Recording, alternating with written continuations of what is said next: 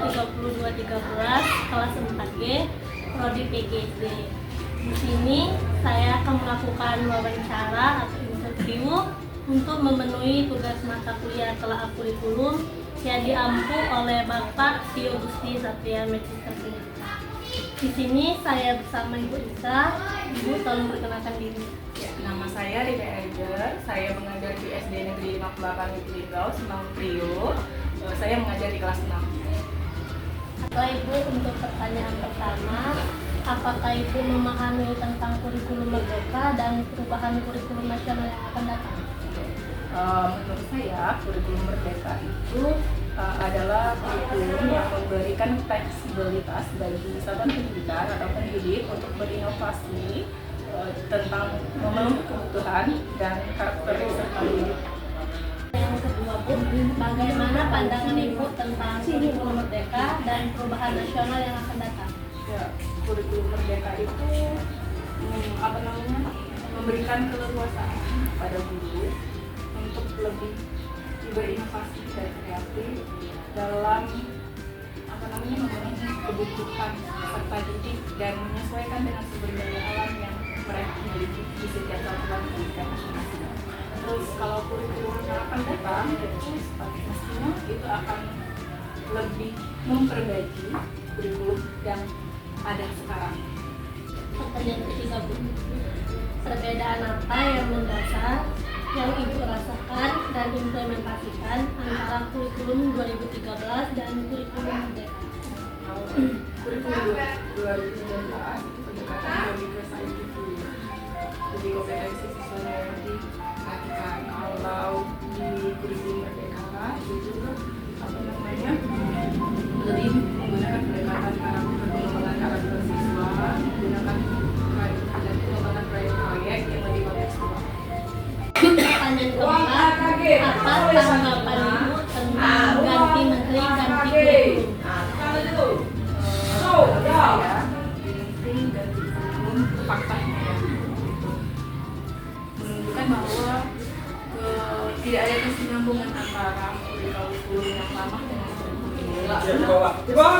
kurikulum itu dirancang untuk memenuhi kebutuhan peserta didik, siswa, murid, dan waktu yang panjang dan harus mampu memenuhi kebutuhan tantangan di abad yang ke-21 sekarang.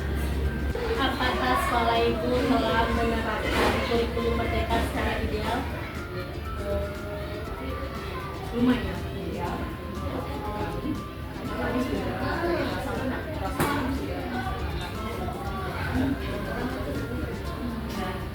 proyek-proyek yang juga berhasil. Jilbab ekopring yang sering dipakai kepala sekolah dijual, itu laku dijual.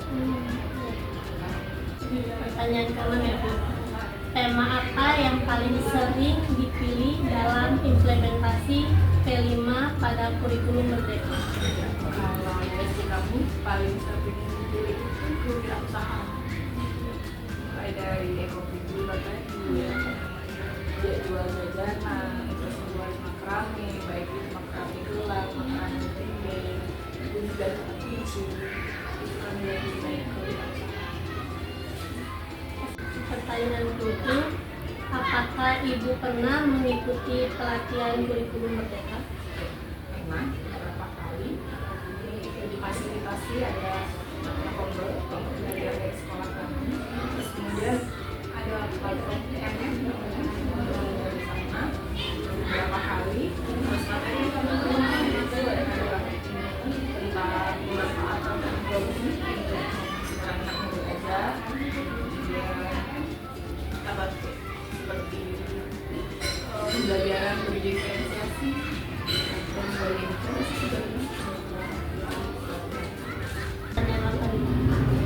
Proyek apa yang paling sering dilakukan? Proyek P5 ya, yang paling sering ekopring ya. Oh iya. Itu marketing. Iya, marketing. Ekopring sama marketing. Pertanyaan ke-9, terkait dengan profil pelajar Pancasila, profil yang mana yang lebih intens diimplementasikan dalam pembelajaran. Itu yang pasti.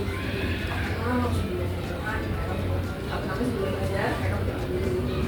Setelah belajar, kemudian biasanya gotong royong sama mandiri. Sering semua sih sebenarnya biasanya di modul-modul itu dimasukkan. Tapi yang paling sering itu pasti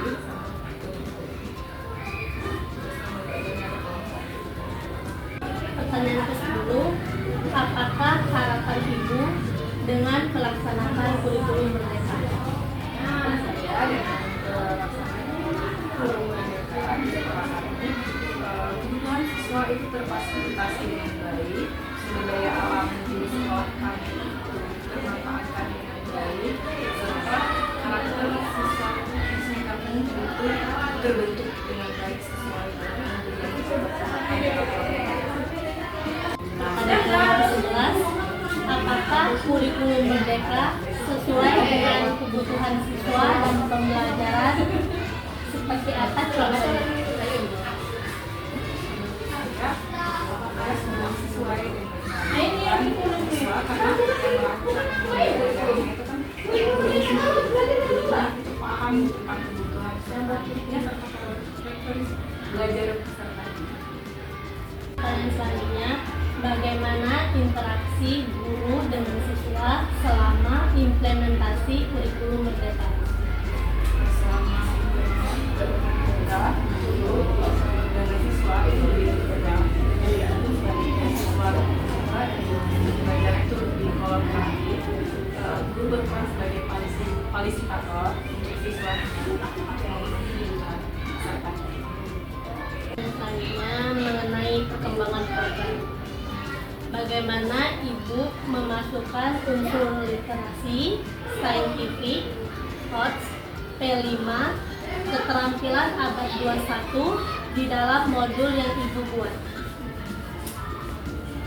Biasanya membiasakan siswa untuk belajar 15 membaca, bukan belajar ya, membaca ya, selama 15 menit mulai kegiatan belajar. Kemudian dalam belajar saya itu saya gunakan model pembelajaran yang namanya digital, tapi biasanya pada itu menyesuaikan kebutuhan dia pada PBA. Itu kalau menggunakan itu sudah dikasih semuanya proyeknya di sana, ada saintifnya, ada kolaborasinya. Pertanyaan terakhir Ibu, saya sebagai mahasiswa dan calon guru, tolong beri masukan dan arahan untuk saya ke depannya. Mahasiswa ya, calon guru, makanya lebih fokus belajar, lebih semangat lagi belajar dan jangan malu berpartisipasi. Baiklah Ibu, saya rasa sudah cukup pertanyaan dari saya. Terima kasih sudah berkenan meluangkan waktunya.